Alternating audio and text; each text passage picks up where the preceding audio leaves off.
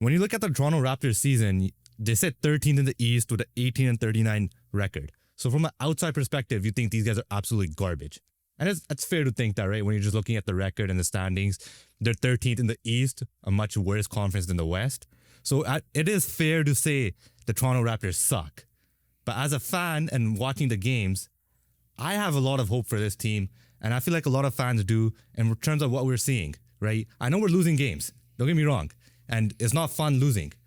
But there's something I'm seeing in these losses that's just giving me hope that, like, these guys are going to do something very soon. Very soon by this year or very soon by next year? In the next couple of years. Okay, you said bottom 3 in the East. They're bottom 5 overall in the league. Funny enough, you're only 2 games behind the 76ers, who are a different mess at the moment, where Embiid might get shut down, but that's a story for a different time. Yeah, listen, this team dealt with a lot of adversity this year in terms of injuries, right? When healthy, before even the Ingram trade, the lineup was supposed to be quickly Dick, Barrett, flip-flop the 2 if you want to, Scotty and Jakob Poeltl. Not a bad starting lineup. The question mark there was Grady Dick, right?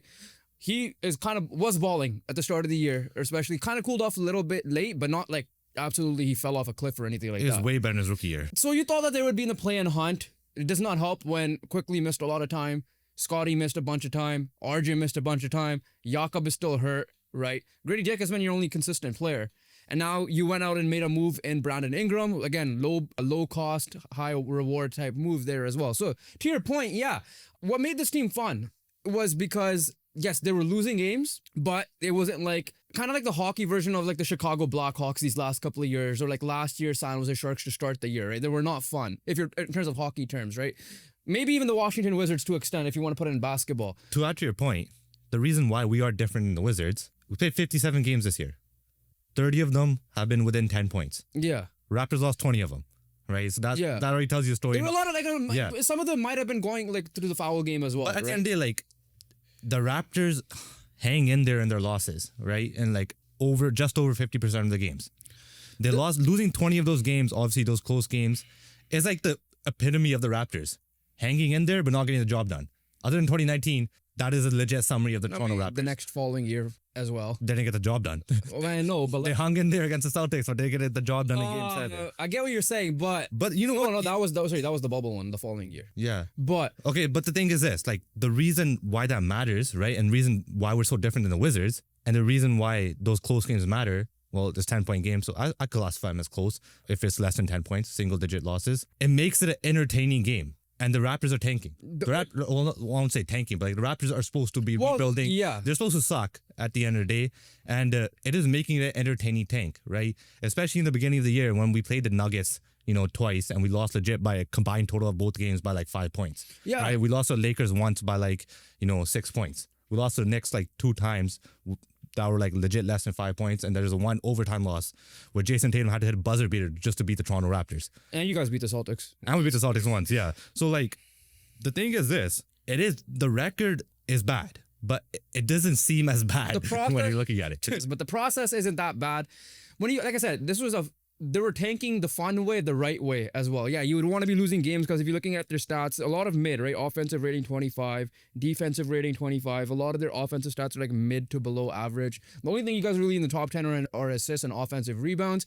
But again, what made this fun was not just because of what Grady Dick was doing after and what RJ was doing coming back home to Toronto. Your rookie class was insane this year, right? Minnesota had a good one, I would say, this year as well. That was on the top of my head. But if you're looking at guys like Jonathan Mogul, who was their second round, first pick in the second round, your first round pick was Jacoby Walter, I think, who started off injured and then he came into the mix. And obviously, this one of the steals of the draft in Jamal Shed. The reason why Davion Mitchell was expendable was because you got Jamal Shed was balling out like a college vet, I guess you could say, what he did at Houston, right? Growth is not linear. We know that, right? But what's happening with this team now is you drafted well.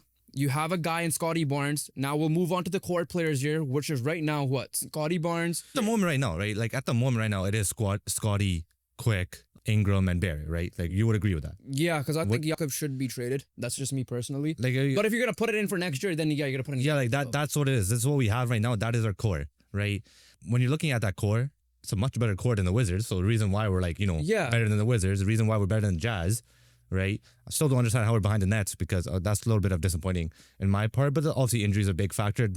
Injuries like kind of ruined quickly, more so, especially in the beginning, because he can't really find his game. It's taking it so long to He's find. getting it now. Right, he's finally getting it now. But like we're like legit 60 games into a season. Yeah.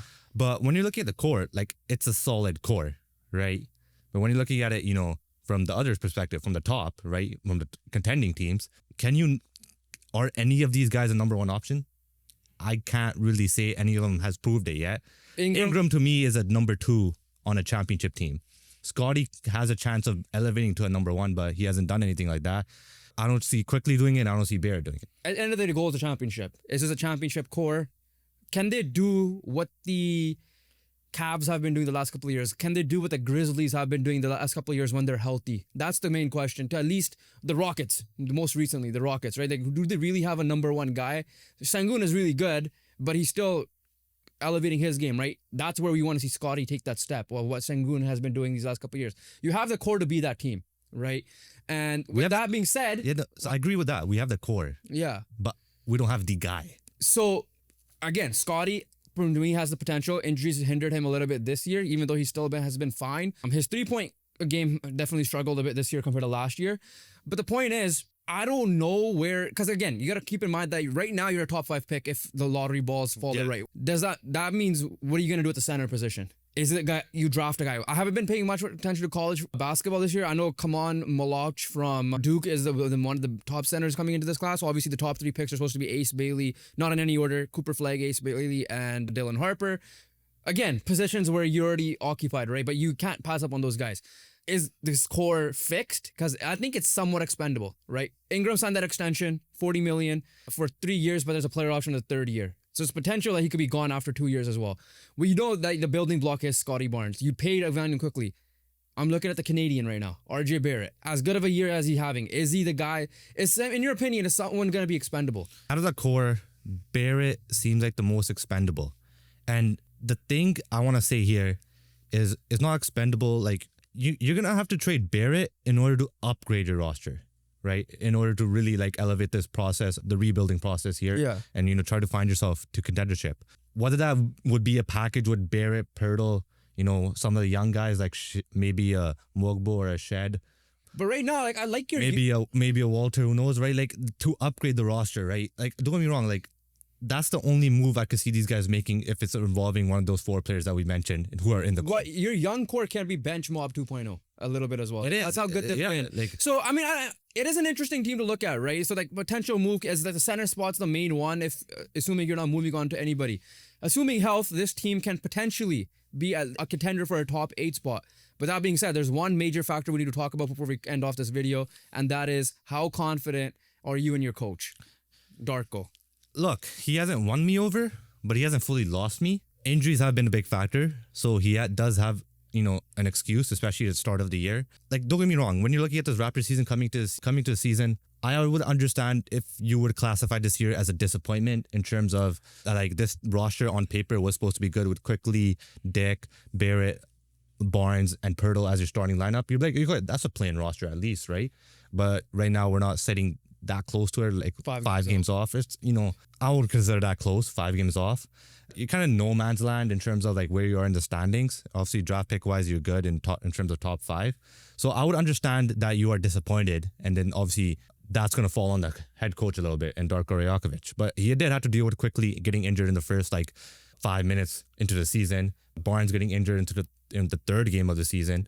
So for that, I give him a pass, and that's why I'm not saying I'm fully lost on him. So 1 more year? Right? 1 more year is fair. I like giving coaches their time, I'm not the guy who's like, okay, go get out of here type of thing. But I will not be upset if he does get fired in the offseason.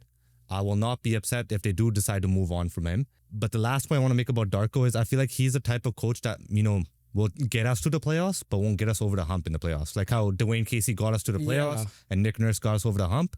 I feel like Darko Rajakovic, if he does figure it out, is going to be a Dwayne Casey in my opinion. First of all, let's get there, right? That's the goal. Yeah. So, I mean, listen, I don't necessarily hate it. He has the players' backs, and I get that. I'm not fully sold on certain bits of it. But again, you don't have your roster. Now you have to include Ingram in. So it's going to take time. We don't even know what Ingram's status is at the moment. So we'll see. Again, very interesting team to look at in the future. Currently, yes, they haven't been great, like you mentioned, but they've been fun. You kind of see the bright spots, right? It's weird seeing like the bright spots of like how RJ is doing very well, that the Scotty's doing well. Now quickly he's kind of getting into the mix. Jakob Poeltl has been a steady center. So it's like you kind of want to see it. So obviously we'll see what happens in the future.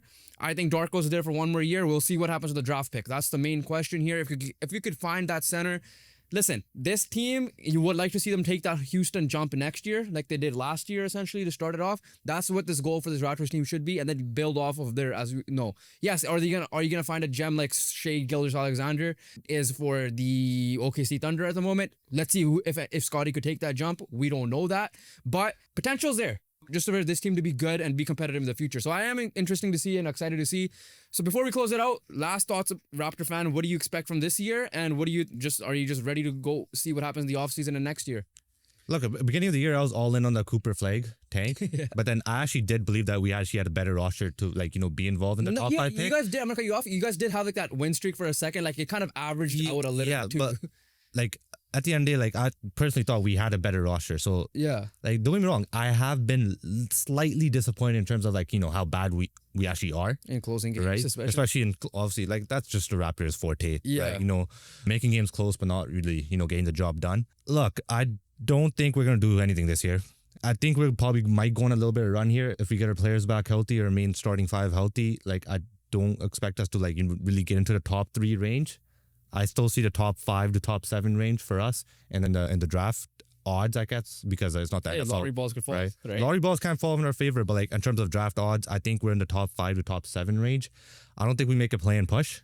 So it's gonna really depend on this offseason and in terms of what they surround these guys with, or in terms of that they like depends on how quickly they're gonna accelerate with it, right? I could see a Barrett type, like a core player type move happen in the offseason, as early in the offseason, because I see my Masai Ujiri could be aggressive in this offseason, but I also see him, being, patient and letting these core guys actually, play together, because obviously Ingram hasn't touched the floor. So current core, what's the ceiling of this team come next year? Next year? If healthy. I think at best we're a 5th seed. Okay. At worst, we should be a 10th seed. Okay, that's fair. But yeah, no, comment down below. Raptor fans, we promised a Raptors video. We got a Raptors fan on board with us here. So comment down below what you guys think the Raptors are. Do you believe in this core going in the future? What do you think their ceiling is? What do you think they need to do in the offseason? Heck, do you think they'll go on a run this year and somehow make a play-in/playoff push as well? Comment down below what other teams you guys would like to talk about. NBA, NHL, NFL, doesn't matter. Make sure you guys hit that subscribe button and that post notification bell, because we'll be dropping a lot of this content coming soon for you guys. Once again, we'll catch you guys on the next one. Peace.